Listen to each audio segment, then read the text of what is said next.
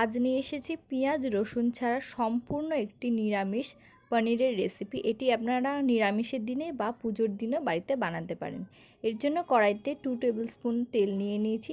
তার মধ্যে কুচি করে কাটা ক্যাপসিকামকে প্রথমে আমি হালকা করে ভেজে নেব। ক্যাপসিকামটা হালকা নরম হয়ে এলে আর ঠিক এরকম একটুখানি রং চেঞ্জ হয়ে গেলে এটাকে আলাদা করে একটা বাটিতে তুলে রাখবো।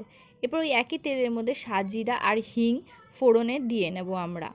এরপর আলাদা করে ধনেপাতা, আদা, কাঁচা লঙ্কা, টমেটো দিয়ে একটা পেস্ট তৈরি করে নিয়েছি, সেটা এই তেলের মধ্যে দিয়ে নেব। এবার তেলের মধ্যে পুরো মশলার পেস্টটা দিয়ে ভালো করে আমরা কষিয়ে নেব। যতক্ষণ মশলাটা কষছে ততক্ষণ দেখুন পনিরটাকে ঠিক এরকম কিউব আকারে কেটে নেব।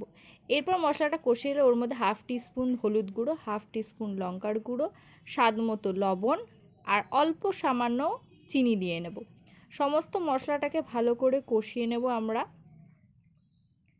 এরপর গ্রেভির মধ্যে দিয়ে দেব 1 টেবিল স্পুন ফ্রেশ ক্রিম। আপনারা চাইলে এখানে দুধটাকে ঘন করেও দিয়ে নিতে পারেন। এবার ক্রিমটাকে গ্রেভির সঙ্গে ভালো করে মিশিয়ে নিয়ে তারপর এখানে আগে থেকে কেটে রাখা পনিরগুলোকে আমরা অ্যাড করে নেব। এখানে পনিরটাকে আগে থেকে কিন্তু ভেজে নিইনি।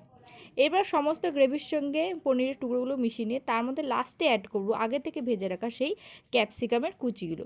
এবার সমস্তটাকে ভালো করে 2-3 মিনিট নাড়াচাড়া করে নিয়ে তার মধ্যে দিয়ে নেব হচ্ছে শাহি গরম মশলা। এরপর সবটা ভালো করে মিশিয়ে নিলেই তৈরি হয়ে যাবে আমাদের ধনিয়া মালাই পনির। রুটি বা পরোটার সঙ্গে দারুণ খেতে লাগবে। এরকম আরও রেসিপি পেতে বং কুক বুককে ইউটিউব আর ফেসবুকে ফলো করুন। Thank you.